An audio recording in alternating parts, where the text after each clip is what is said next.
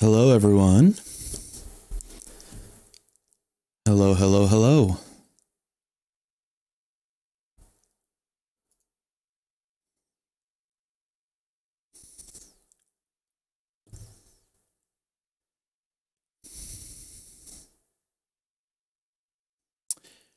Hello, everyone. Give me just a moment. We're going to get started here. I'm just sending out a quick tweet.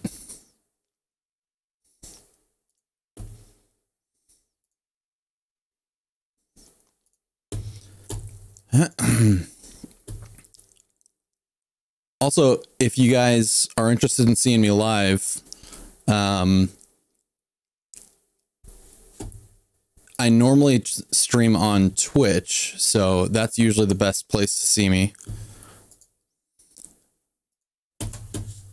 All right, just about done here.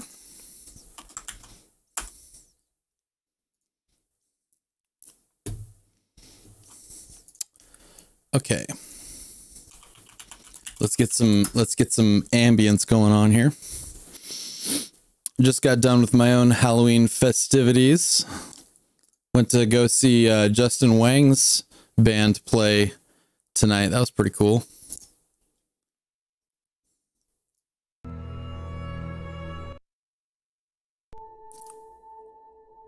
All right.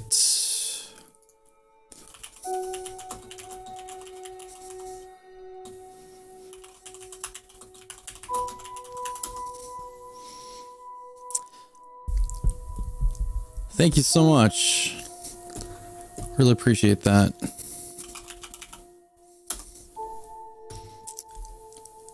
Okay. All right, I'm going to go ahead and put my chat right off to the side here so I can see it.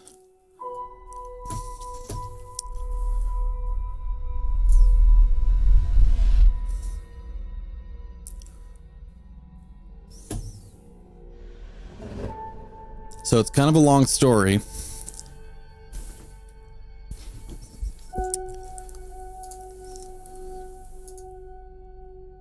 I'm gonna go ahead and lower the desktop volume here. So we've got basically just some ambience. It is now 12:42 a.m. my time, which means Halloween is technically over, but it's still Halloween. It's Halloween until you wake up tomorrow.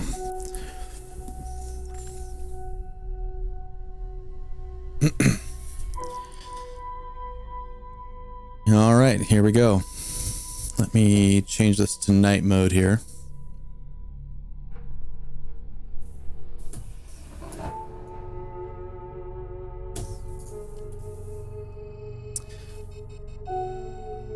The Legend of Sleepy Hollow by Washington Irving. Found among the papers of the late Diedrich Knickerbocker. It starts off with a poem here. A pleasing land of drowsy head it was, of dreams that wave before the half-shut eye, and of gay castles and the clouds that pass, forever flushing round a summer sky, from the castle of indolence.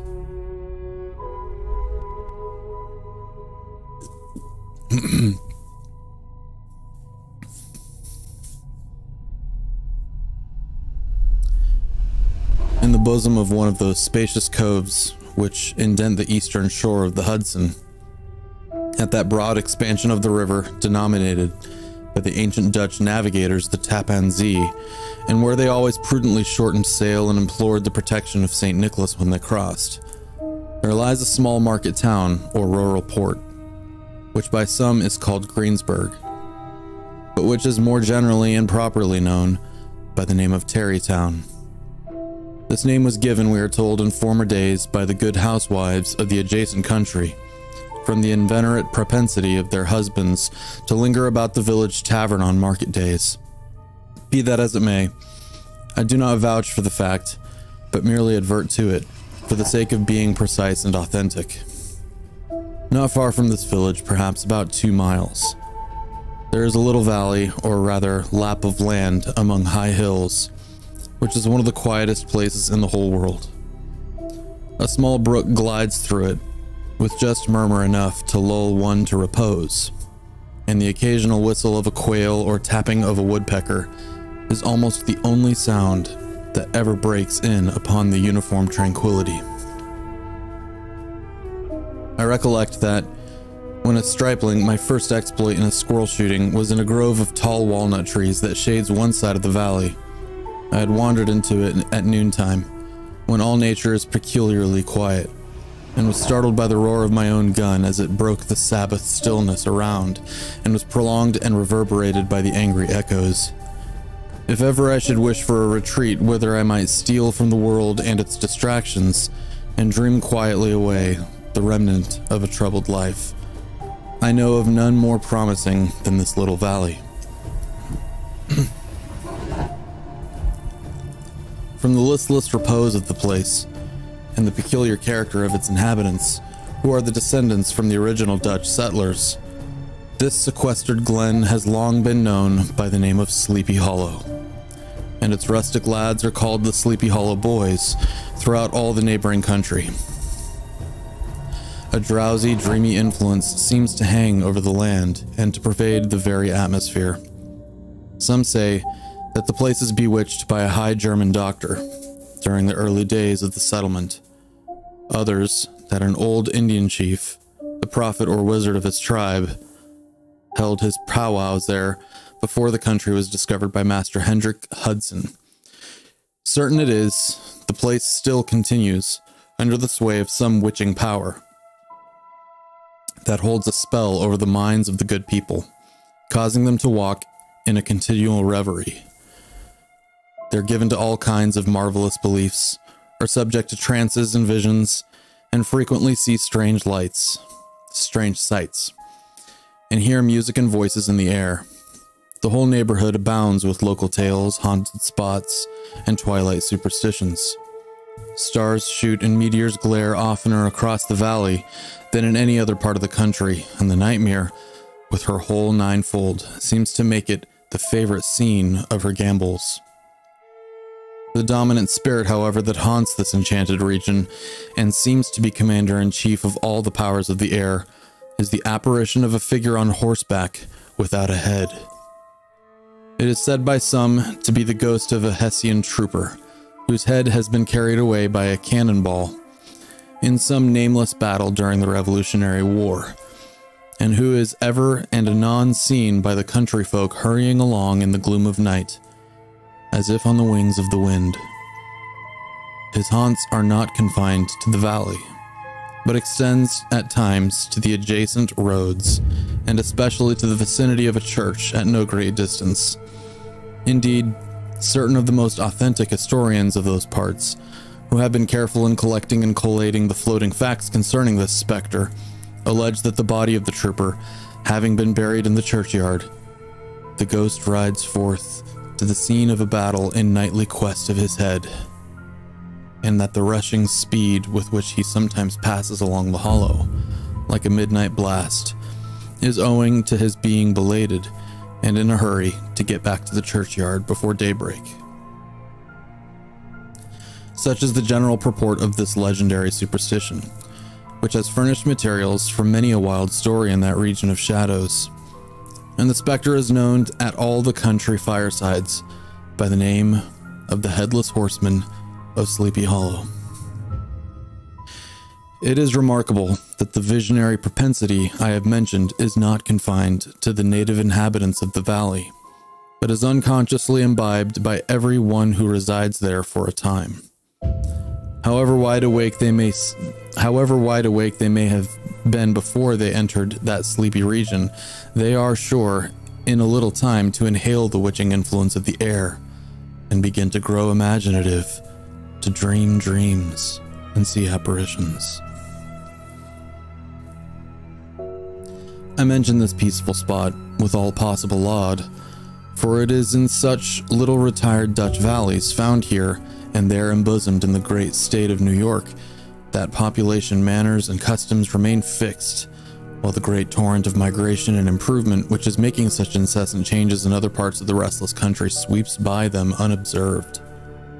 They are like those little nooks of still water which border a rapid stream, where we may see the straw and bubble riding quietly at anchor, or slowly revolving in their mimic harbor, undisturbed by the rush of the passing current. Though many years have elapsed since I trod the drowsy shades of Sleepy Hollow, yet I question whether I should not still find the same trees and the same families vegetating in its sheltered bosom. In this byplace of nature there abode, in a remote period of American history, that is to say some 30 years since, a worthy wight of the name of Ichabod Crane, who sojourned, or as he expressed it, tarried, in Sleepy Hollow, for the purpose of instructing the children of the vicinity. He was a native of Connecticut, a state which supplies the Union with pioneers for the mind as well as for the forest, and sends forth yearly its legions of frontier woodsmen and country schoolmasters. The cognomen of Crane was not inapplicable to his person. He was tall, but exceedingly lank, with narrow shoulders, long arms and legs, hands that dangled a mile out of his sleeves, feet that might have served for shovels, and his whole frame most loosely hung together. His head was small and flat at top, with huge ears, large green glassy eyes, and a long snipe nose, so that it looked like a weathercock perched upon his spindle neck to tell which way the wind blew. To see him striding along the profile of a hill on a windy day, with his clothes bagging and fluttering about him, one might have mistaken him for the genius of famine descending upon the earth, or some scarecrow eloped from a cornfield. His schoolhouse was a low building of one large room, rudely constructed of logs, the windows partly glazed and partly patched with leaves of old copybooks. It was most ingeniously secured by vacant hours by a withe twisted in the handle of a door, and stakes set against the window shutters, so that, though a thief might get in with perfect ease, he would find some embarrassment in getting out, an idea most probably borrowed by the architect, Jost van Houten, from the mystery of an eelpot.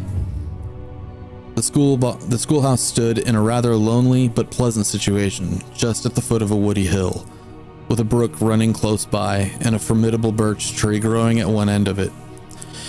From hence, the low murmur of his pupils' voices conning over their lessons might be heard in a drowsy summer's day, like the hum of a beehive, interrupted now and then by the authoritative voice of the master, in the tone of menace or command, or, peradventure, by the appalling sound of the birch, as he urged some tardy loiterer along the flowery path of knowledge. Truth to say, he was a conscientious man, and ever bore in mind the golden maxim, spare the rod and spoil the child. Ichabod Crane's scholars certainly were not spoiled. I would not have it imagined, however, that he was one of those cruel potentates of the school who joy in the smart of their subjects.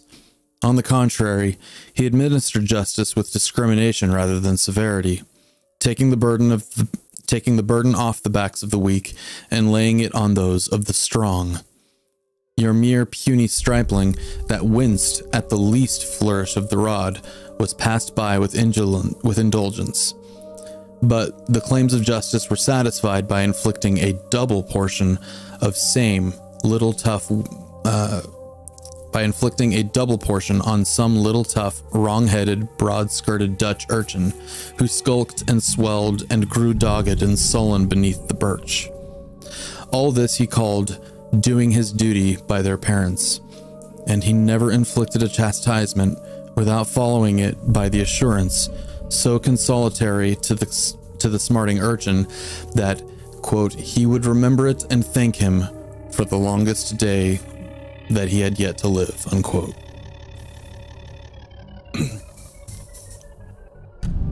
When school hours were over, he was even the companion and playmate of larger boys, and on holiday afternoons would convoy some of the smaller ones home, who happened to have pretty sisters, or good housewives for mothers, noted for the comforts of the cupboard. Indeed, it behooved him to keep on good terms with his pupils. The revenue arising from his school was small, and would have been scarcely sufficient to furnish him with daily bread, for he was a huge feeder, and, though lank, had the dilating powers of an anaconda. But to help out his maintenance, he was, according to the country custom in those parts, boarded and lodged at the houses of the farmers whose children he had instructed. With these, he lived successively, a week at a time, thus going the rounds of the neighborhood, with all his worldly effects tied up in a cotton handkerchief. That all this might not be too onerous on the purses of his rustic patrons, who are apt to consider the cost of schooling a grievous burden, and schoolmasters as mere drones, he had various ways of rendering himself both useful and agreeable. He assisted the farmers occasionally in the lighter labors of the farms, helped to make hay, mended the fences, took the horses to water, drove the cows from pasture, and cut wood for the winter fire. He laid aside, too, all the dominant dignity and absolute sway with which he lorded it in his little empire. The school, and became wonderfully gentle and ingratiating. He found favor in the eyes of the mothers by petting the children, particularly the youngest, and like a lion bold, which, while so magnanimously the lamb did hold, he would sit with a child on one knee and rock a cradle with his foot for whole hours altogether. In addition to his other vocations, he was the singing master of the neighborhood and picked up many bright shillings by instructing the young folks in psalmody. It was a matter of no little vanity to him on Sundays to take his station in front of the church gallery with a band of chosen singers. Sorry, just adjusting my volume on my end. Where in his own mind, he completely carried away the palm from a parson. Certainly it is, his voice resounded far above all the rest of the congregation. And there are peculiar quavers still to be heard in that church, and which may even be heard half of a mile off, quite the opposite side of the mill pond, on a still Sunday morning, which are said to be legitimately descended from the nose of Ichabod Crane.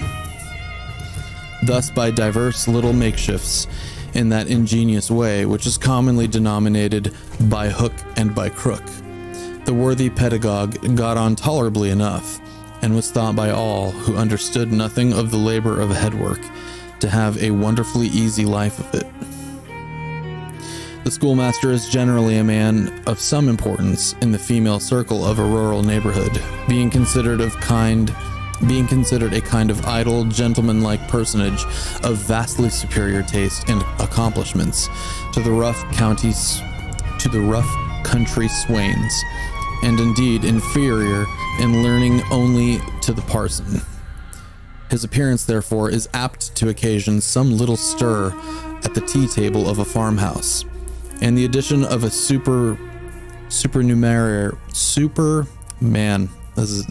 the language of this is a little old-fashioned, so it's a little difficult sometimes. Supernumerary. I'm going to read that whole part again. His appearance, therefore, is apt to occasion some little stir at the tea table of the farmhouse, and the addition of a supernumerary dish of cakes or sweetmeats, or peradventure the parade of a silver teapot. Our man of letters, therefore, was peculiarly happy in the smiles of all the country damsels. How he would figure among them in the churchyard, between services on Sundays, gathering grapes for them from the wild vines that overran the surrounding trees, reciting for their amusement all the epitaphs on the tombstones, or sauntering with a whole bevy of them along the banks of the adjacent mill pond, while the more bashful country bumpkins hung sheepishly back, envying his superior elegance and address. I need a little bit of a break here. Some of this text is very old-fashioned here. We're about, I'd say, about 20% of the way through the text. Let me read some comments here, though. But anyway, yeah, welcome everybody. So we are reading The Legend of Sleepy Hollow, the original text. I figure anybody's trying to fall asleep on Halloween and they want to end their Halloween day with something appropriate to the season. This might be something kind of fun. Hi, Jackie. It's not Shakespeare. This is The Legend of Sleepy Hollow is written by a man named Washington Irving. Okay. Let's keep going here.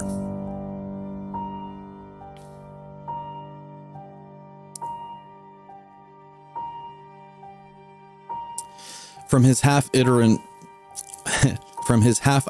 life, also, he was a kind of traveling gazette, carrying the whole budget of local gossip from house to house, so that his appearance was always greeted with satisfaction. He was, moreover, esteemed by the women as a man of great erudition, for he had read several books quite through, and was a perfect master of Cotton Mather's History of New England Witchcraft, in which, by the way, he was most firmly and potently believed.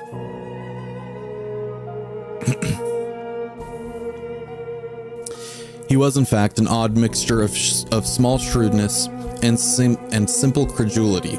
His appetite for the marvelous and his powers of digesting it were equally extraordinary, and both had been increased by his residence in this spellbound region. No tale was too gross or monstrous for his capricious swallow. It was often his delight, after his school was dismissed in the afternoon, to stretch himself on the rich bed of clover bordering the little brook that whimpered by his schoolhouse, and there con over old Mather's direful tales until the gathering dusk of evening made the printed page a mere mist before his eyes.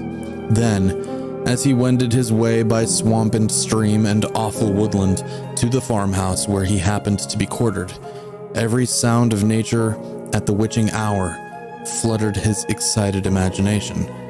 The moan of the whip-poor will from the hillside, the bodding cry of the tree-toad, that harbinger of storm, the dreary hooting of the screech-owl, or the sudden rustling in the thicket of birds frightened from their roost.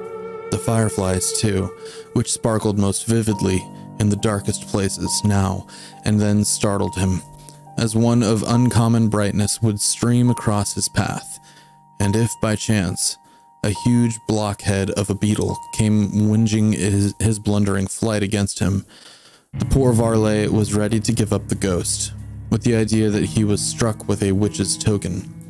His only resource on such occasions, either to drown the thought or drive away evil spirits, was to sing psalm tunes, and the good people of Sleepy Hollow, as they sat by their doors of an evening, were often filled with awe at hearing his nasal melody in linked sweetness long drawn out, floating from the distant hill or along the dusky road.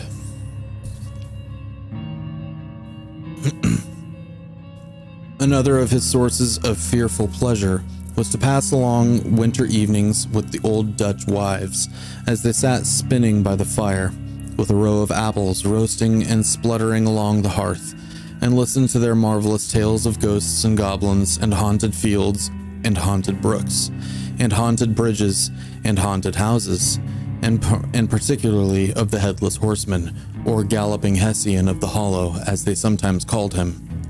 He would delight them equally by his anecdotes of witchcraft, and of the direful omens and portentous sights and sounds in the air, which prevailed in the earlier times of Connecticut, and would frighten them woefully with speculations upon comets and shooting stars, and with the alarming fact that the world did absolutely turn around, and that they were half the time topsy-turvy.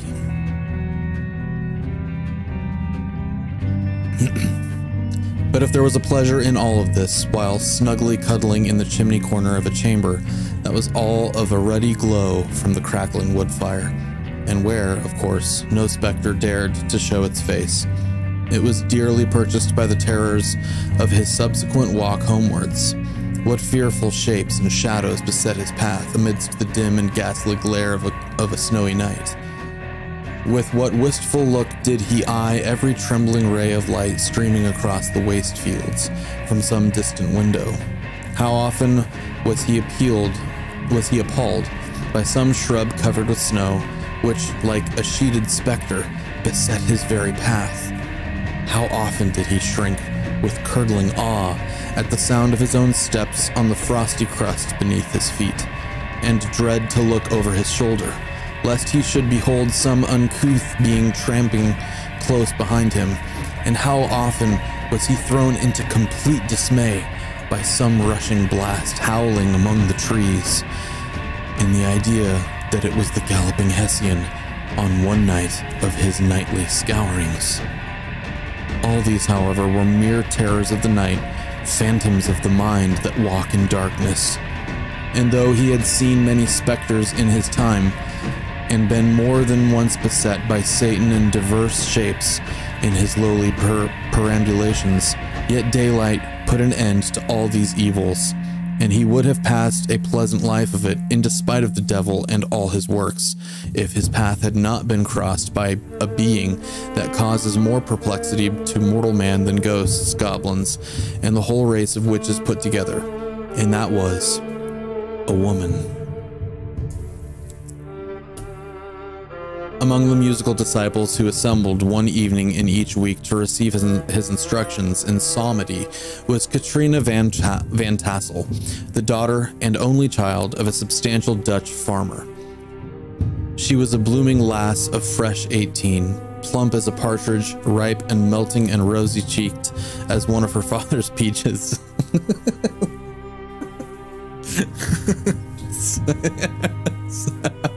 Sorry.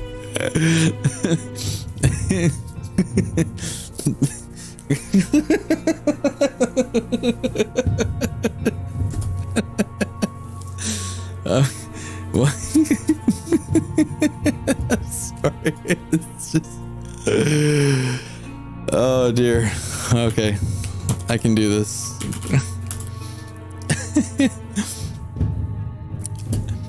I'm gonna pop out the other chat here. I'm sorry, it's kind of hard to read and respond to chat and everything. I'm trying to look at chat a little bit here anyway, though. So,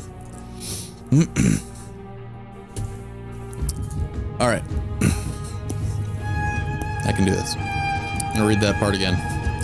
Among the musical disciples who assembled one evening in each week to receive his instructions in psalmody was Katrina van Tassel, the daughter and only child of a substantial Dutch farmer. She was a blooming lass of fresh 18, plump as a partridge, ripe and melting and rosy-cheeked as one of her father's peaches, and universally famed not merely for her beauty, but her vast expectations. She was withal a little of a coquette, as might be perceived even in her dress, which was a mixture of ancient and modern fashions, as most suited to set off her charms.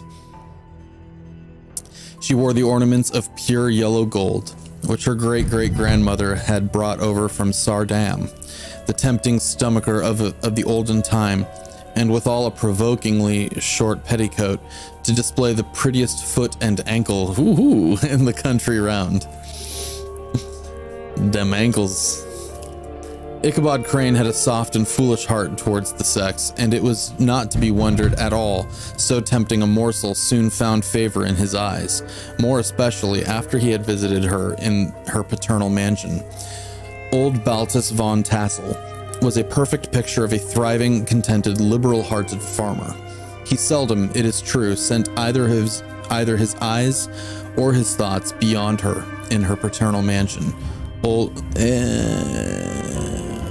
beyond the boundaries of his own farm, but within those everything was snug, happy, and well-conditioned. He was satisfied with his wealth, but not proud of it, and piqued himself upon the hearty abundance, rather than the style in which he lived. His stronghold was situated on the banks of the Hudson, in one of those green, sheltered, fertile nooks in which the Dutch farmers are so fond of nestling.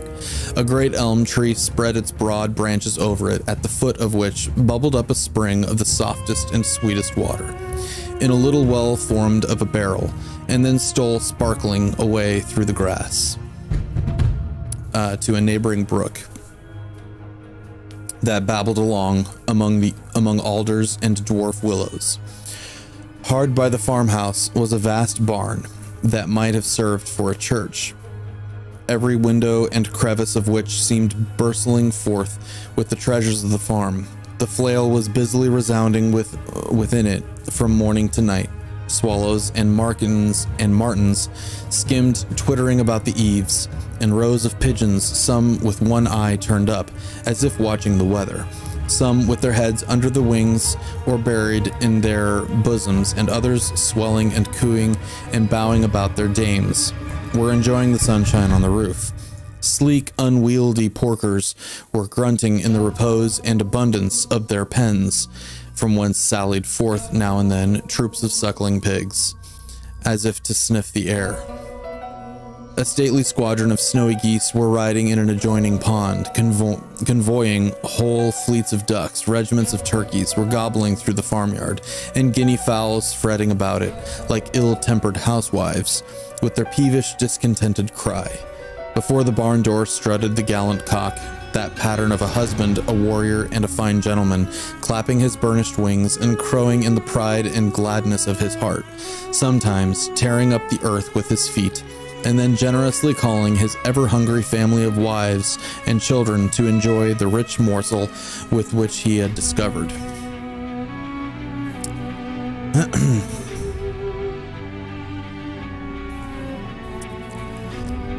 The pedagogue's mouth watered as he looked upon this sumptuous promise of luxurious winter fare. In his devouring mind's eye, he pictured himself, every roasting pig, running about with a pudding in his belly and an apple in his mouth. The pigeons were snugly put to bed in a comfortable pie and tucked in with a coverlet of crust. The geese were swimming in their own gravy, and the ducks pairing cozily in the dishes, like snug married couples with a decent competency of onion sauce. In the porkers, he saw carved out the future sleek side of bacon and juicy, relishing ham. Not a turkey, but he beheld daintily trussed up, with its gizzard under its wing, and peradventure a necklace of savory sausages. And even bright Chanticleer himself lay sprawling on his back in a side dish, with uplifted claws, as if craving that quarter with which his chivalrous spirit disdained to ask while living. Nobody writes like this anymore. As the enraptured Ichabod fancied all this, and as he rolled his green eyes over the fat meadow lands, the rich fields of wheat, of rye, of buckwheat, and Indian corn, and the orchards burdened with ruddy fruit, which surrounded the warm tenement of Van Tassel, his heart yearned after the damsel who was to inherit these domains, and his imagination expanded with the idea how they might be readily turned into cash and money invested in immense tracts of wild land and shingle palaces in the wilderness. Nay, his busy fancy already realized his hopes, and presented to him the blooming Katrina, with a whole family of children mounted on the top of a wagon loaded with household trumpery, with pots and kettles dangling underneath. And he beheld himself bestriding a pacing mare, with a colt at her heels, setting out for Kentucky, Tennessee, or the Lord knows where. When he entered the house, the conquest of his heart was complete. It was one of those spacious farmhouses with high-ridged but lowly sloping roofs, built in the style handed down from the first Dutch settlers. The low projecting eaves forming a piazza along the front, capable of being closed up in bad weather. Under this were hung flails, harness, various utensils of husbandry, and nets for fishing in the neighboring river. Benches were built along the sides for summer use, and a great spinning wheel at one end, and a churn at the other, showing the various uses to which this important porch might be devoted.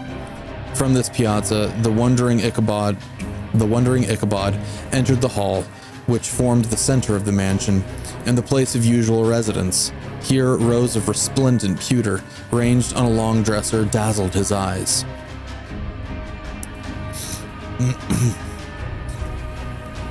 In one corner stood a huge bag of wool, ready to be spun. In another, a quantity of linsey woolsey, just from the loom, ears of Indian corn and strings of dried apples and peaches, hung in gay festoons along the walls, mingled with the god of red peppers, and a door left ajar gave him a peep into the best parlor, where the clawed-footed chairs and dark mahogany tables shone like mirrors.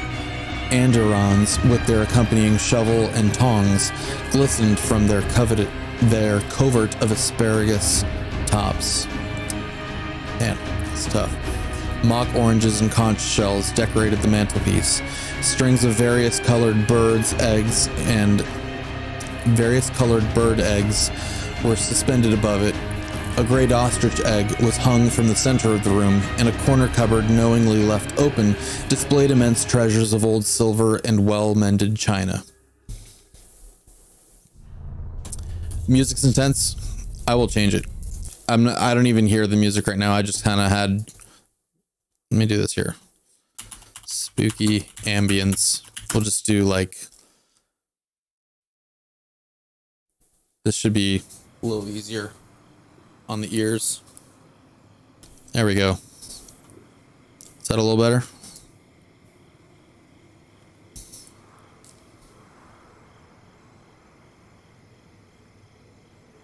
Let me know if that sounds a little bit better.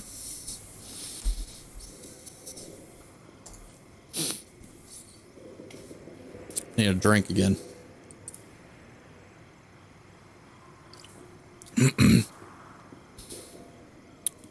Can't hear anything.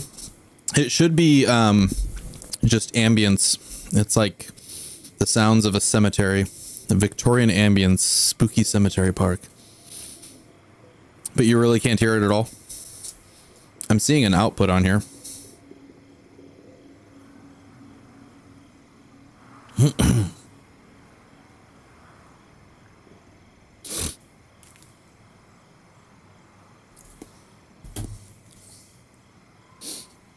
Also, I can't find my vape.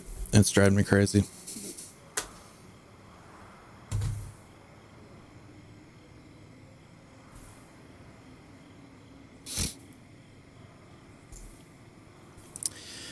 From the moment Ichabod laid his eyes upon these regions of delight, the peace of his mind was at an end, and his only study was how to gain the affections of the peerless daughter of Van Tassel. In this enterprise, however, he had more real difficulties than generally fell to the lot of knight-errant of yore, who seldom had anything but giants, enchanters, fiery dragons, and such like easily conquered adversaries to contend with, and had to make his way merely through the gates of iron and brass, and walls of adamant to the castle keep, where the lady of his heart was confined, all which he achieved as easily as a man could carve his way to the center of a Christmas pie. And then the lady gave him her hand as a matter of course. Ichabod, on the contrary, had to win his way to the heart of a country coquette, beset with a labyrinth of whims and caprices, which were forever presenting new difficulties and impediments, and he had to encounter a host of fearful adversaries of real flesh and blood, the numerous rustic admirers who beset every portal to her heart, keeping a watchful and angry eye upon each other, but ready to fly out in the common cause against any new competitor. She has suitors. Among these, the most formidable was a burly, roaring, roistering blade of the name of Abraham, or, according to the Dutch abbreviation, Brom van Brunt, the hero of the country road, which rang with his feats of strength and hardihood. He was a broad-shouldered and double-jointed, with short curly hair and a bluff, but not unpleasant countenance, having a mingled air of fun and arrogance. From his Herculean frame and great powers of limb, he had received the nickname Brom Bones, by which he was universally known.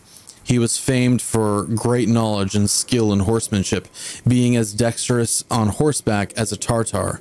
He was foremost at all races and cockfights, and with the ascendancy which bodily strength always acquires in rustic life, was the umpire in all disputes, setting his hat on one side and giving his decisions with an air and tone that admitted of no gainsay or appeal.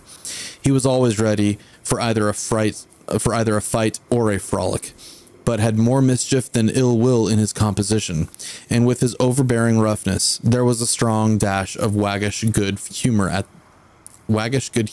bottom. He had 3 or 4 boon companions who regarded him as their model, and at the head of whom he scoured the country, attending every scene or feud or merriment for miles round. In cold weather he was distinguished by a fur cap, surmounted with a flaunting fox's tail. Sorry. And while the folks at a country gathering descried this well-known crest at a distance, whisking about among a squad of hard riders, they always stood by for a squall. I didn't understand anything in that sentence. Sometimes his crew would be heard dashing along past the farmhouses at midnight, with whoop and halloo like a troop of Don Cossacks, and the old dames, startled out of their sleep, would listen for a moment till the hurry-scurry had clattered by, and then exclaim, "Aye, there goes Brom Bones and his gang." The neighbors looked upon him with a mixture of awe, admiration, and goodwill, and, when any madcap prank or rustic brawl occurred in the vicinity, always shook their heads, and warranted Brom Bones was at the bottom of it. This rantipole hero had for some time singled out the blooming Katrina for the object of his uncouth gallantries, and though his amorous toyings were something like the gentle caresses and endearments of a bear, yet it was whispered that she did not altogether discourage his hopes. Certain it is, his advances were signals for rival candidates to retire, who felt no inclination to cross a lion in his amours, insomuch that when his horse was seen tied to Van Tassel's paling on a Sunday night, a sure sign that his master was courting, or, as it was termed, sparking, within, all other suitors passed by in despair, and carried the war into their quarters. I know what that means. Such was the formidable rival with whom Ichabod Crane had to contend, and, considering all things, a stouter man than he would have shrunk from the competition, and a wiser man would have despaired. He had, however, a happy mixture of pliability and perseverance in his nature. He was in form and spirit like a supple jack, yielding but tough. Though he bent, he never broke, and though he bowed beneath the slightest pressure, yet the moment it was away, jerk, he was as erect and carried his head as high as ever. To have taken the field openly against his rival would have been madness, for he was not a man to be thwarted in his amours, any more than that stormy lover Achilles. Ichabod therefore made his advances in a quiet and gently insinuating manner. He was slipping into DMs.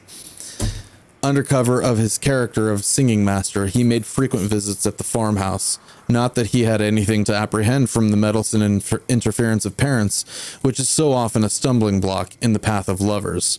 Balt Van Tassel was an easy, indulgent soul. He loved his daughter better than his pipe, and, I hope, and like a reasonable man and an excellent father, let her have her way in everything. His notable little wife, too, had enough to do to attend to her housekeeping and manage her poultry, for, as she sagely observed, ducks and geese are foolish things and must be looked after, but girls can take care of themselves. Thus, while the busy dame bustled about the house or plied her spinning wheel at one end of the piazza, honest Balt would sit smoking his evening pipe at the other, watching the achievements of a little wooden warrior who, armed with a sword in each hand, was most valiantly fighting the wind on the pinnacle of the barn. In the meantime, Ichabod would carry on his suit with the daughter by the side of the spring under the great elm, or sauntering along in twilight, that hour so favorable to the lover's eloquence. I profess not to know how women's hearts are wooed and won, you and me both. To me, they always have been matters of riddle and admiration. Some seem to have but one vulnerable point, or door of access, while others have 1,000 avenues and may be captured in 1,000 different ways. It is a great triumph of skill to gain the former, but a still greater proof of generalship to maintain possession of the latter. For man must battle for his fortress at every door and every window. He who wins 1,000 common hearts is therefore entitled to some renown, but he who keeps undisputed sway over the heart of a coquette is indeed a hero.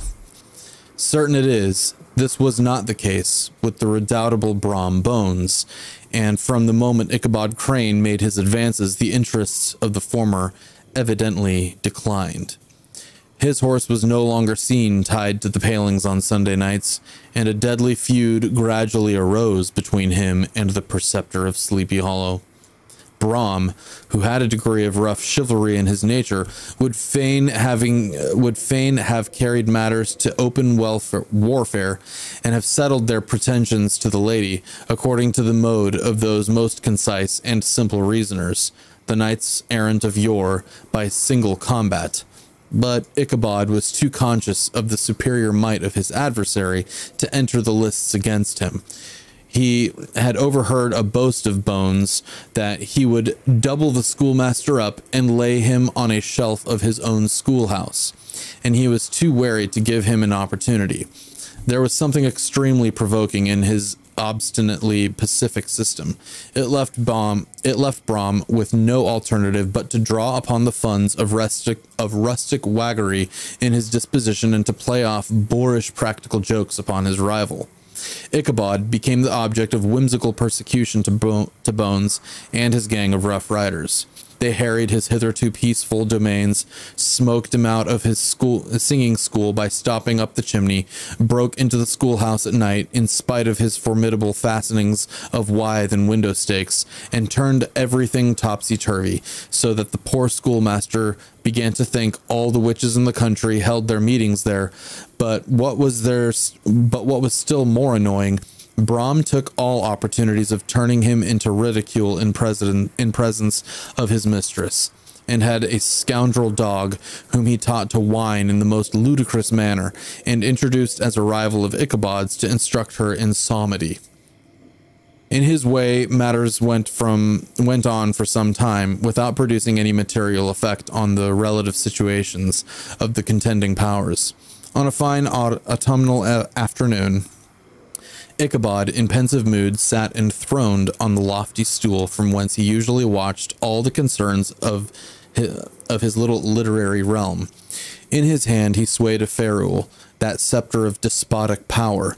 The birch of justice reposed on 3 nails behind a throne, a constant terror to evildoers, while on the desk before him might be seen sundry contraband articles and prohibited weapons detected upon the persons of idle urchins, such as half-munched apples, pop-guns, whirligigs, fly-cages, and whole legions of rampant little paper gamecocks.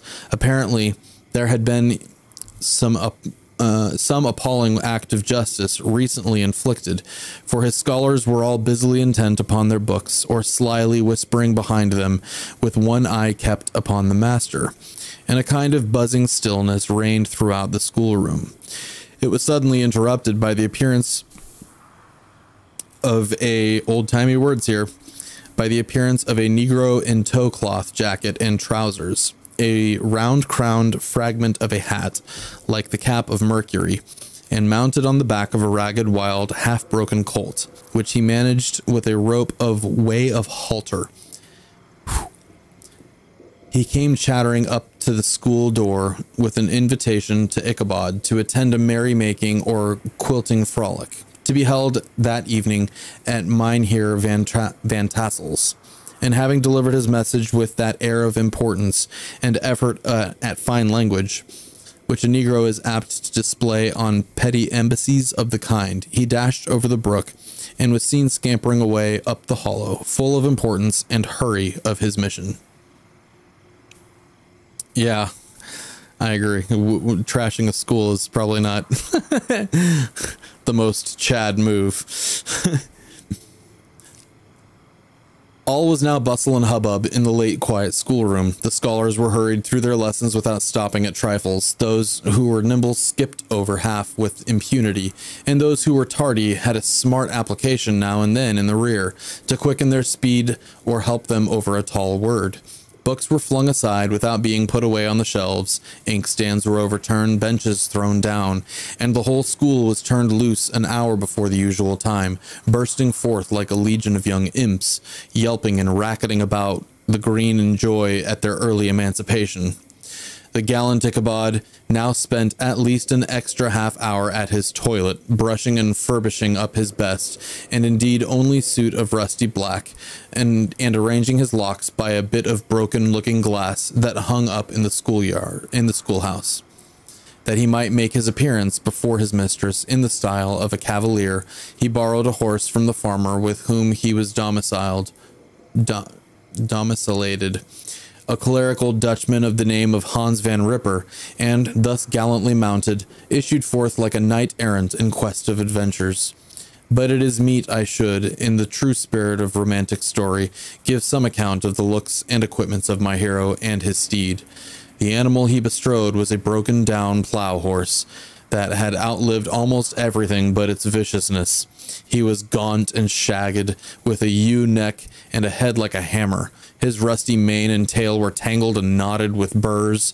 One eye had lost its pupil and was glaring and spectral, but the other had the gleam of the genuine devil in it. Still, he must have had fire and metal in his day, if we may judge from the name he bore of Gunpowder. He had, in fact, been a favorite steed of his master's, the choleric Van Ripper, who was a furious rider, and had infused, very probably, some of his own spirit into the animal, for, old and broken down as he looked, there was more of the lurking devil in him than in any young filly in the country. Swampy, what's up, my bro? Ichabod was a suitable figure for such a steed. He rode with short stirrups, which brought his knees nearly up to the pommel of the saddle. His sharp elbows stuck out like grasshoppers. He carried his whip perpendicularly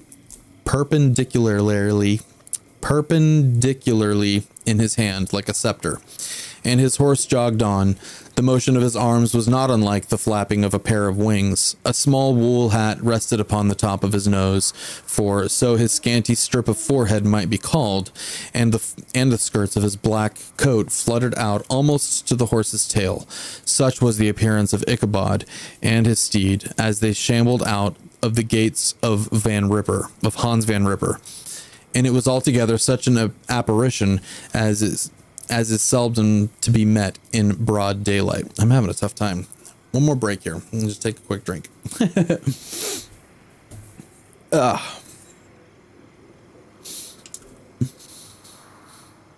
Hello, one and all.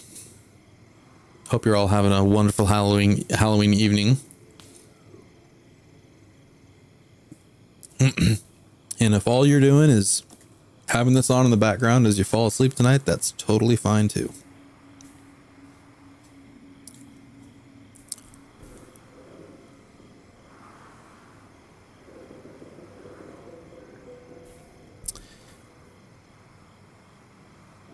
Trying to find my spot again here.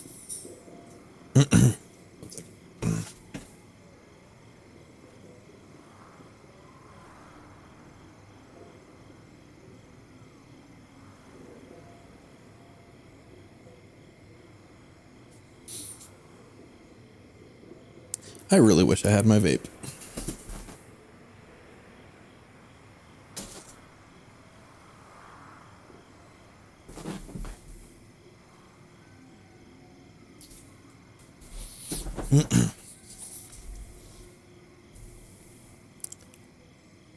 Okay. So we were talking about the horse named Gunpowder, who's quite a bitch of a horse. Ichabod was a suitable figure for such a steed. He rode with short stirrups, which brought his knees nearly up to the pommel of the saddle. His sharp elbows stuck out like grasshoppers. He carried his whip perpendicularly in his hand, like a scepter, and as his horse jogged on, the motion of his arms was not unlike the flapping of a pair of wings. A small wool hat rested upon the top of his nose, for so his scanty strip of forehead might be called. And the skirts of his black coat fluttered out almost to the horse's tail.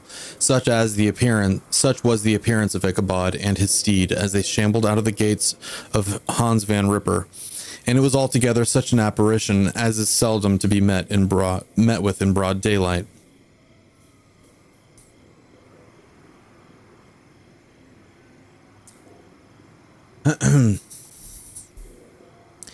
It was, as I have said, a fine autumnal day. The sky was clear and serene, and nature wore that rich and golden livery which we always associate with the idea of abundance.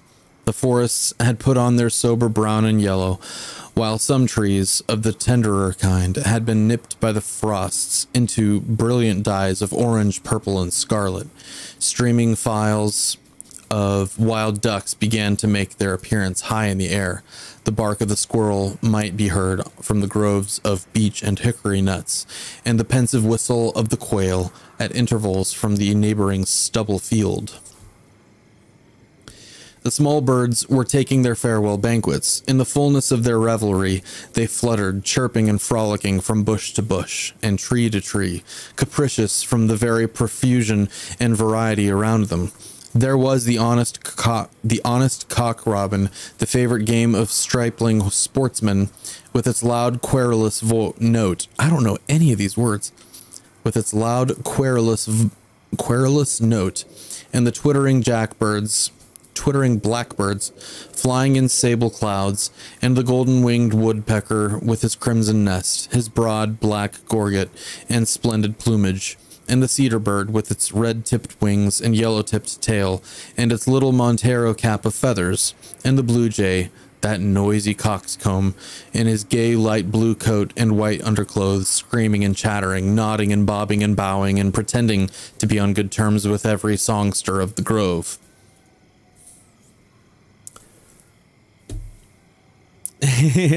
Swampy, we're reading the original text of the Legend of Sleepy Hollow. Trying to, anyway. This is very, very old English style from around the 1700s. As Ichabod jogged slowly on his way, his eye, ever open to every symptom of culinary abundance, ranged with delight over the treasures of jolly autumn. On all sides he beheld vast stores of apples, some hanging in oppressive opulence on the trees, some gathered into baskets and barrels for the market, others heaped up in rich piles for the cider press. Farther on he beheld great fields of Indian corn, with its golden ears peeping out from their leafy coverts, and holding out the promise of cakes and hasty pudding, and the yellow pumpkins lying beneath them, turning up their fair round bellies to the sun, and giving ample prospects of the most luxurious of pies. And anon he passed the fragrant buckwheat fields,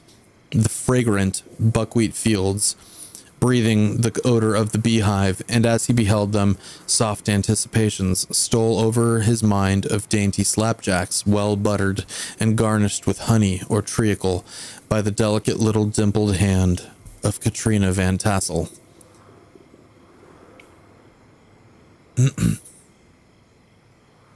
Thus feeding his mind with many sweet thoughts and sugared suppositions, he journeyed along the sides of a range of hills which look out upon some of the goodliest scenes of the mighty Hudson.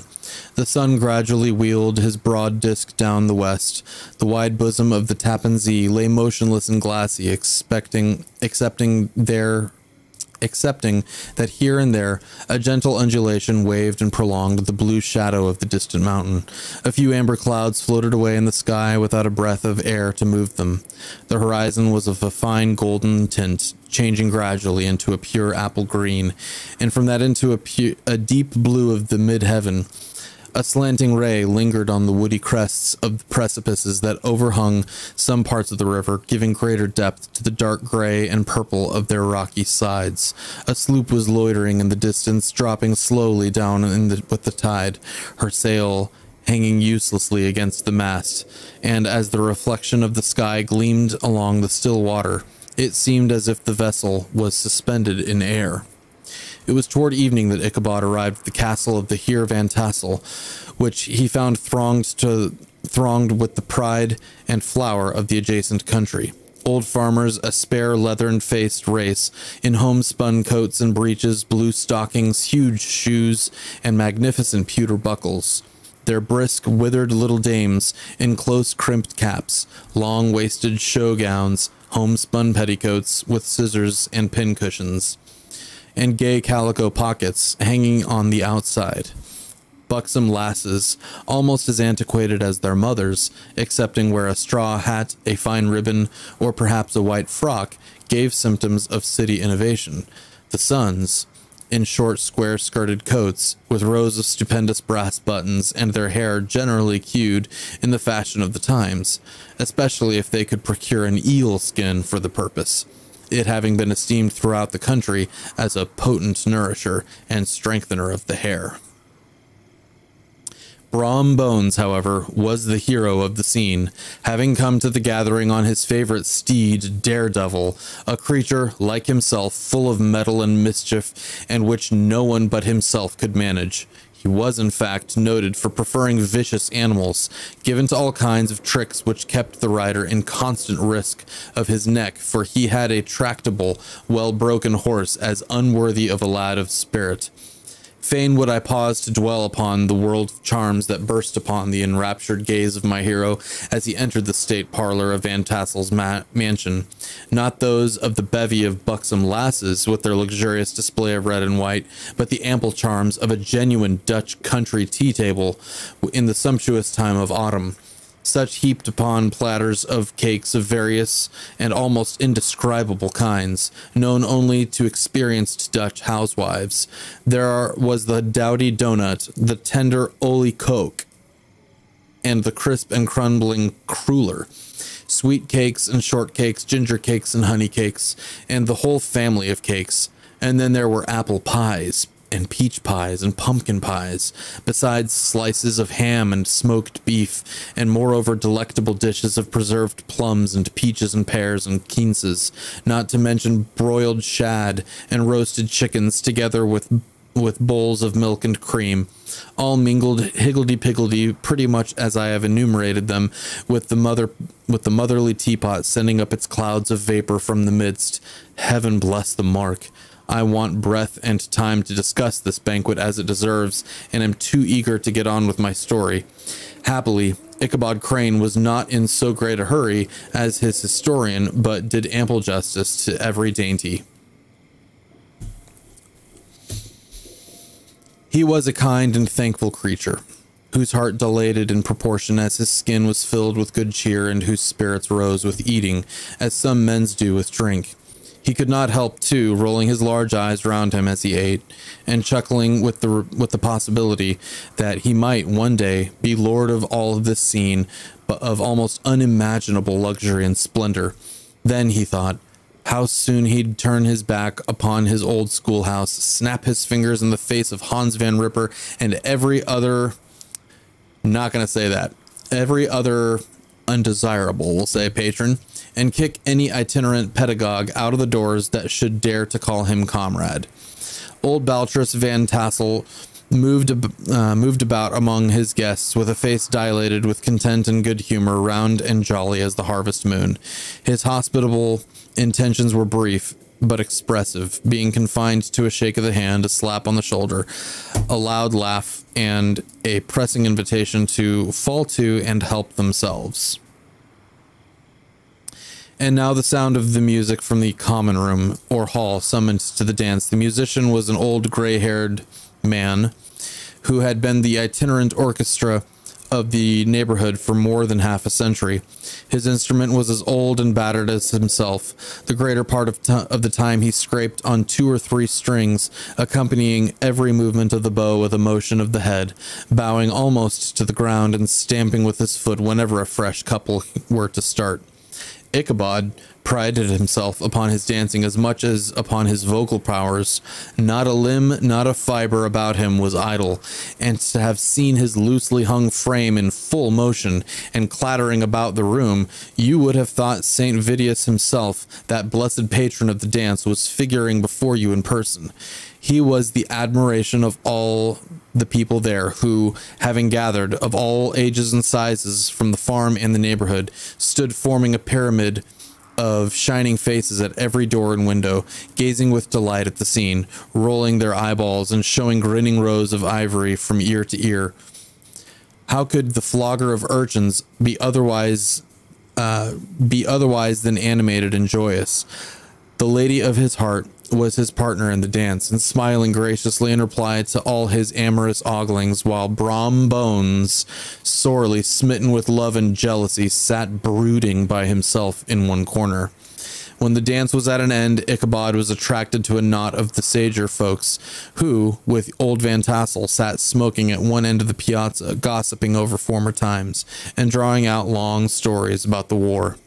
This neighborhood at the time of which I am speaking was one of those highly favored places which abound with chronicle and great men. The British and American line had run near it during the war. It had, therefore, been the scene of a marauding and infested with refugees, cowboys, and all kinds of border chivalry. Just sufficient time had elapsed to enable each storyteller to dress up his tale with a little becoming fiction, and, in the indistinctness of his recollection, to make himself the hero of every exploit. There was the story of Dofue Martling, a large blue-bearded Dutchman who had nearly taken a British frigate with an old iron 9-pounder from a mud breastwork, only that his gun burst at the 6th discharge. And there was an old gentleman who shall be nameless, being too rich a miner to be lightly mentioned, who in the Battle of White Plains, being an excellent master of defense, parried a musket ball with a small sword, insomuch that he had absolutely felt it whiz round the blade, and glance off at the hilt, in proof of which he was ready at any time to show the sword with the hilt a little bent. There were several more that had been equally great in the field, not one of whom but was persuaded that he had a considerable hand in bringing the war to a happy termination. But all these were nothing to the tales of ghosts and apparitions that succeeded. The neighborhood is rich in legendary treasures of the kind. Local tales and superstitions thrive best in these sheltered, long-settled retreats, but are trampled underfoot by the shifting throng that forms the population of most of our country places. Besides, there is no encouragement for the ghosts in most of our villages, for they have scarcely had time to finish their first nap and turn themselves in their graves before their surviving friends have traveled away from the neighborhood, so that when they turn out at night to walk their rounds, they have no acquaintance left to call upon. This is perhaps the reason why we seldom hear of ghosts except in our long-established Dutch communities. The immediate cause, however, of the prevalence of supernatural stories in these parts was doubtless owing to the vicinity of Sleepy Hollow. There was a contagion in the very air that blew from that haunted region. It breathed forth an atmosphere of dreams and fancies infecting all the land. Several of the Sleepy Hollow people were present at Van Trassel's, and, as usual, were doling out their wild and wonderful legends. Many dismal tales were told about funeral trains, and mourning cries and wailings heard and seen about the great tree where the unfortunate Major Andre was taken, and which stood in the neighborhood. Some mention was made also of the woman in white that haunted the dark glen at Raven Rock, and was often heard to shriek on winter nights before a storm, having perished there in the snow. The chief part of these stories, however, turned upon the favorite specter of Sleepy Hollow, the Headless Horseman, who had been heard several times of late patrolling the country, and, it was said, tethered his horse nightly among the graves in the churchyard. The sequestered situation of this church seems always to have made it a favorite haunt of troubled spirits. It stands on a knoll surrounded by locust trees and lofty elms, from among which its descent whitewashed walls shine modestly forth like Christian purity, beaming through the shades of retirement. A gentle slope descends from it to a silver sheet of water bordered by high trees, between which peeps may be caught at the blue hills of the Hudson. To to look upon its grass-grown yard, where the sunbeams seemed to sleep quietly. One would think that there at least the dead might rest in peace. On one side of the church extends a wide, woolly dell, along which raves a large brook among broken rocks and trunks of fallen trees. On a deep black part of the stream, not far from the church, was formerly thrown a wooden bridge. The road that led to it and the bridge itself were thickly shaded by overhanging trees, which cast a gloom about it, even in the daytime, but occasioned a fearful darkness at night. Such was one of the favorite haunts of the Headless Horseman, and the place where he was most frequently encountered. The tale was told of old Brower, a most heretical disbeliever in ghosts, how he met the horseman returning from his foray into Sleepy Hollow, and was obliged to get up behind him, how they galloped over bush and brake, over hill and swamp, until they reached the bridge, when the horseman suddenly turned into a skeleton, threw old Brower into the brook, and sprang away over the treetops with a clap of thunder. The story was immediately matched by a thrice marvelous adventure of Brom Bones, who made light of the galloping Hessian as an errant jockey. He affirmed that on returning one night from the neighboring village of Sing Sing, he had been overtaken by this midnight trooper, that he had offered to race with him for a bowl of punch, and should have won it too, for Daredevil beat the goblin horse all hollow, but just as they came to the church bridge, the Hessian bolted and vanished in a flash of fire. All these tales, told in that drowsy undertone which meant men talk in the dark, the countenances of the listeners only now and then receiving a casual gleam from the glare of a pipe, sank deep into the mind of Ichabod. He repaid them in kind with large extracts from his invaluable author, Cotton Mather, and added many marvelous events that had taken place in his native state of Connecticut, and fearful sights which he had seen in his nightly walks about Sleepy Hollow. The revel now gradually broke up. The old farmers gathered together their families in their wagons, and were heard for some time rattling along hollow roads and over distant hills. Some of the damsels mounted on pillions behind their favorite swains, and their light-hearted laughter, mingling with the clatter of hoofs, echoed along the silent woodlands, sounding fainter and fainter, until they gradually died away, and the late scene of noise and frolic was all silent and deserted. Ichabod only lingered behind, according to the custom of country lovers, to have a tete-a-tete with the heiress, fully convinced that he was now on the high road to success. What passed at this interview I will not pretend to say, for in fact I do not know. Something, however, I fear me must have gone wrong, for he certainly sallied forth after no very great interval, with an air quite desolate and chapfallen. Oh, these women, these women! Could that girl have been playing off any of her coquettish tricks? Was her encouragement of the poor pedagogue all a mere sham to secure her conquest of his rival? Heaven only knows, not I. Let it suffice to say, Ichabod stole forth with the air of one who had been sacking a hen roost rather than a fair lady's heart, without looking to the right or left to notice the scene of rural wealth, on which he had so often gloated. He went straight to the stable, and with several hearty cuffs and kicks roused his steed most uncourteously from the comfortable quarters in which he was soundly sleeping, dreaming of mountains of corn and oats and whole valleys of timothy and clover. It was the very witching time of night that Ichabod, heavy-hearted and crestfallen, pursued his travels homewards along the sides of the lofty hills which rise above Tarrytown, and which he had traversed so cheerily in the afternoon. The hour was as dismal as himself. Far below him the Tappan Zee spread its dusky and indistinct waste of waters, with here and there a tall mastiff sloop riding quietly at anchor under the land.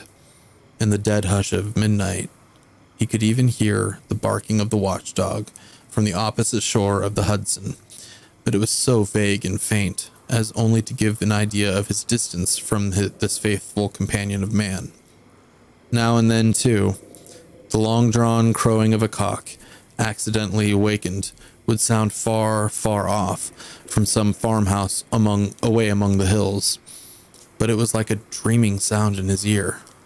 No signs of life occurred near him, but occasionally the melancholy chirp of a cricket, or perhaps the guttural twang of a bullfrog from a neighboring marsh, as if sleeping uncomfortably and turning suddenly in his bed. All the stories of ghosts and goblins that he had heard in the afternoon now came crowding upon his recollection. The night grew darker and darker. The stars seemed to sink deeper in the sky, and driving clouds occasionally hid them from his sight. He had never felt so lonely and dismal. He was, moreover, approaching the very place where many of the scenes of his ghost stories had been laid. In the center of the road stood an enormous tulip tree, which towered like a giant above all the other trees of the neighborhood, and formed a kind of landmark. Its limbs were gnarled and fantastic, large enough to form trunks for ordinary trees, twisting down almost to the earth, and rising again into the air. It was connected with the tragical story of the unfortunate Andre, who had been taken prisoner hard by, and was universally known by the name of Major Andre's tree, the common people regarding it with a mixture of respect and superstition, partly out of sympathy for the fate of its ill-starved namesake, and partly from the tales of strange sights and doleful lamentations told concerning it. As Ichabod approached this fearful tree, he began to whistle. He thought his whistle was answered. It was but a blast sweeping sharply through the dry branches. As he approached a little nearer, he thought he saw something white hanging in the midst of the tree. He paused and ceased whistling, but on looking more narrowly, perceived that it was a place where the huge tree had been scathed by lightning and the white wood laid bare. Suddenly, he heard a groan. His teeth chattered, and his knees smote against the saddle. It was but the rubbing of the huge bough upon another, as they were swayed about by the breeze. He passed the tree in safety, but new perils lay before him. About 200 yards from the tree, a small brook crossed the road, and ran into a marshy and thickly wooded glen, known by the name of Wiley's Swamp.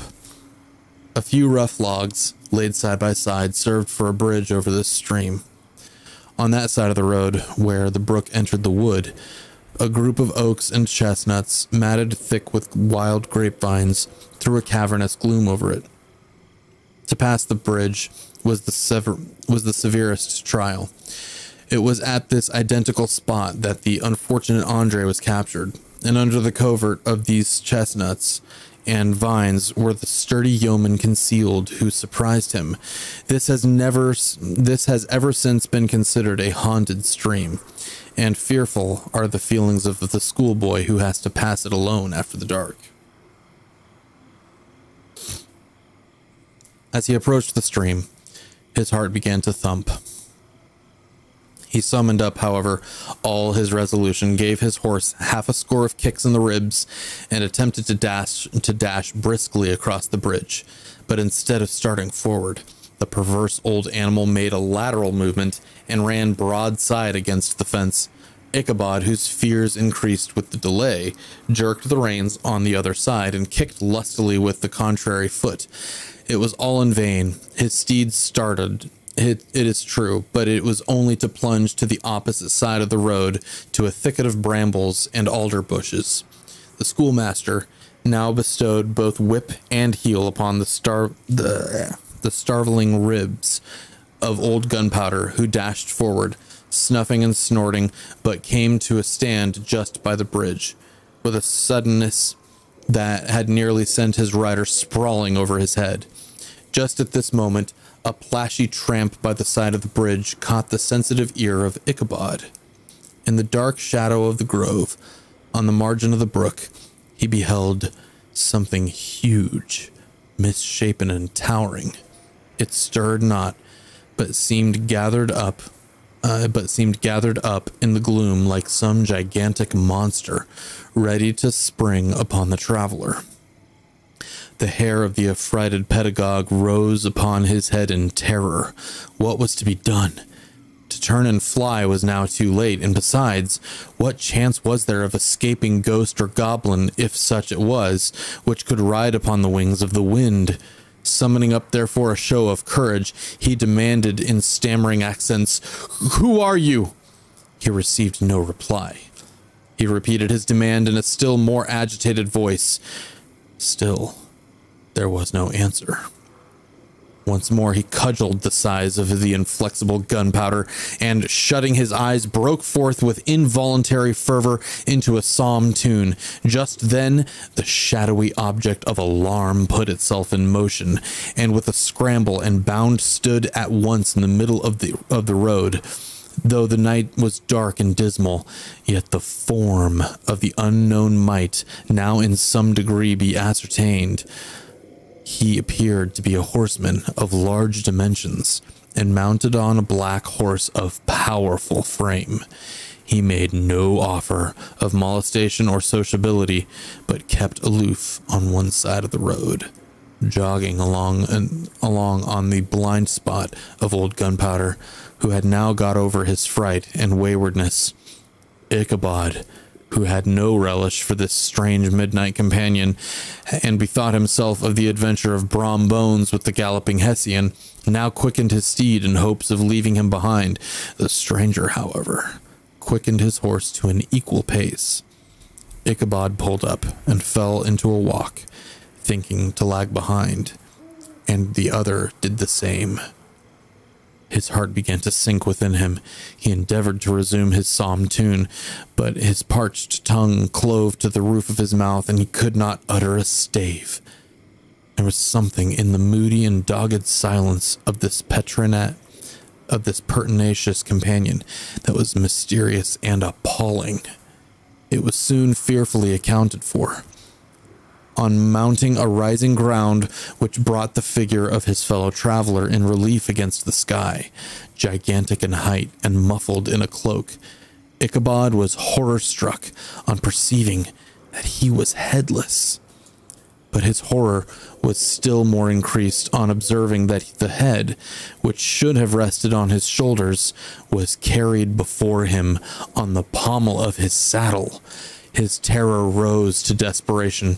He rained a shower of kicks and blows upon Gunpowder, hoping by a sudden movement to give his companion the slip, but the spectre started full jump with him. Away then they dashed through thick and thin, stones flying and sparks flashing at every bound. Ichabod's flimsy garments fluttered in the air as he stretched his long, lank body over his horse's head in the eagerness of his flight. They had now reached the road which turns off to Sleepy Hollow, but Gunpowder, who seemed possessed with a demon, instead of keeping up, it made an opposite turn and plunged headlong downhill to the left. This road leads through a sandy hollow shaded by trees for about a quarter of a mile, where it crosses the bridge famous in goblin stories, and just beyond swells the green knoll on which stands the whitewashed church. As yet the panic of the steed had given his unskillful rider an apparent advantage in the chase, but just as he had got halfway through the hollow, the girths of the saddle gave way, and he fell, it slipping from underneath him.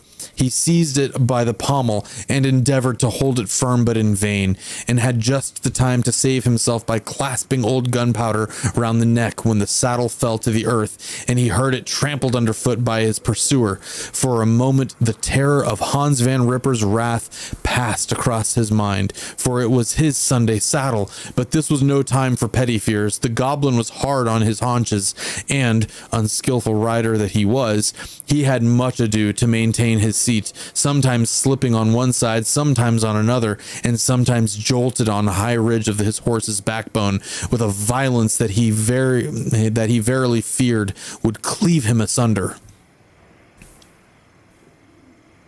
An opening in the trees now cheered him with the hopes that the church bridge was at hand. The wavering reflection of a silver star in the bosom of the brook told him that he was not mistaken. He saw the walls of the church dimly glaring upon the trees beyond. He recollected the place where Brombone's ghostly competitor had disappeared. If I can but reach that bridge, thought Ichabod, I am safe.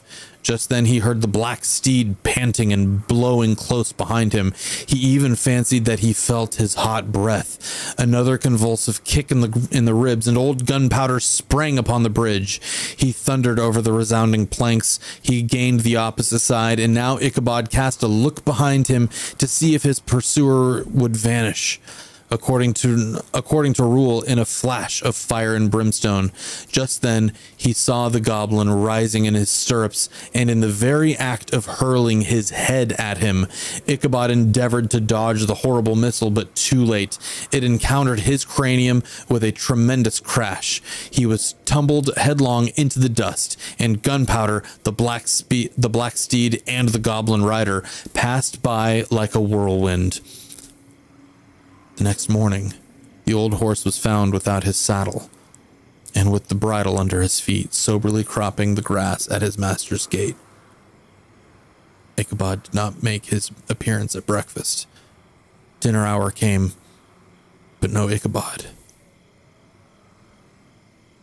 The boys assembled at the schoolhouse and strolled idly by about the banks of the brook, but no schoolmaster. Hans Van Ripper now began to feel some uneasiness about the fate of poor Ichabod and his saddle. An inquiry was set on foot, and after diligent investigation, they came upon his traces. In one part of the road leading to the church was found the saddle, trampled in the dirt, the tracks of horses' hoofs deeply dented in the road, and evidently at furious speed, were traced to the bridge, beyond which, on the bank of a broad part of the brook, where the water ran deep and black, was found the hat of the unfortunate Ichabod, and close behind it, a shattered pumpkin. The brook was searched, but the body of the schoolmaster was not to be discovered. Hans Van Ripper, as executor of his estate, examined the bundle which contained all his worldly effects. They consisted of 2 shirts and a half, 2 stocks for the neck, and a pair of 2 of worsted stockings, an old pair of corduroy small clothes, a rusty razor, a book of psalm tunes full of dog ears, and a broken pitch pipe. As to the books and furniture of the schoolhouse, they belonged to the community, excepting Cotton Mather's History of Witchcraft, a New England Almanac, and a book of dreams and fortune-telling, in which last was a sheet of foolscap, much scribbled and blotted in several fruitless attempts to make a copy of verses in honor of the heiress of Van Tassel. These magic books and the poetic scrawl were forthwith consigned to the flames by Hans Van Ripper, who, from that time forward, determined to send his children no more to school, observing that he never knew any good come of this same reading and writing. Whatever money the schoolmaster possessed, and he had received his quarter's pay but a day or 2 before, he must have had about his person at the time of his disappearance. The mysterious event caused much speculation at the church on the following Sunday. Knots of gazers and gossips were collected in the churchyard, at the bridge, and at the spot where the hat and pumpkin had been found. The stories of Brower and Bones and a whole budget of others were called to mind, and when they had diligently considered them all, and compared them with the symptoms of the present case, they shook their heads and came to the conclusion that Ichabod had been carried off by the galloping Hessian, as he was a bachelor and in nobody's debt. Nobody troubled his head any more about him. The school was removed to a different quarter of the hollow, and another pedagogue reigned in his stead. It is true, an old farmer who had been down to New York on a visit several years after, and from whom this account of the ghostly adventure was received, brought home the intelligence that Ichabod Crane was still alive, that he had left the neighborhood partly through fear of the goblin and Hans Van Ripper, and partly in mortification at having been suddenly dismissed by the heiress, that he had changed his quarters to a distant part of the country. had kept school and studied law at the same time, had been admitted to the bar, turned politician, electioneered, written for the newspapers, and finally having been made a justice of the 10-pound court. Brom Bones, too, who shortly after his rival's disappearance conducted the blooming Katrina in triumph to the altar, was observed to look exceedingly knowing whenever the story of Ichabod was related, and always burst into a hearty laugh at the mention of the pumpkin, which led some to suspect that he knew more about the matter than he chose to tell. The old country wives, however, who are the best judges of these matters, maintain to this day that Ichabod was spirited away by supernatural means, and it is a favorite story often told by the neighborhood around the wintering evening fire. The bridge became more than ever an object of superstitious awe, and that may be the reason why the road has been altered of late years, so as to approach the church by the border of the mill pond. The schoolhouse, being deserted, soon fell to decay, and was reported to be haunted by the ghost of an unfortunate pedagogue, and the plowboy, loitering homeward of a still summer evening, has often fancied his voice at a distance, chanting a melancholy psalm tune among the tranquil solitudes of Sleepy Hollow. Postscript, found in the handwriting of Mr. Knickerbocker. The preceding tale is given almost in the precise words in which I heard it related at a corporation meeting at the ancient city of Manhattan, at which were present many of its sagest and most illustrious burghers. This is all, I don't think this last part's important. It's a bunch of like old-timey credits. The end. That's the Legend of Sleepy Hollow. That's actually the first time I've ever read the original story, and I've got a theory, and I'm sure I'm not the first to say it, but it sounds to me like what was like they had this tale of a headless horseman, and Brom Bones, after everybody left the party, got his horse, dressed up in costume, and carried a pumpkin with him, and chased Ichabod all around to scare him off so that he could get that plump peach of a woman. That's my theory anyway. I think that's kind of what the story almost blatantly says, but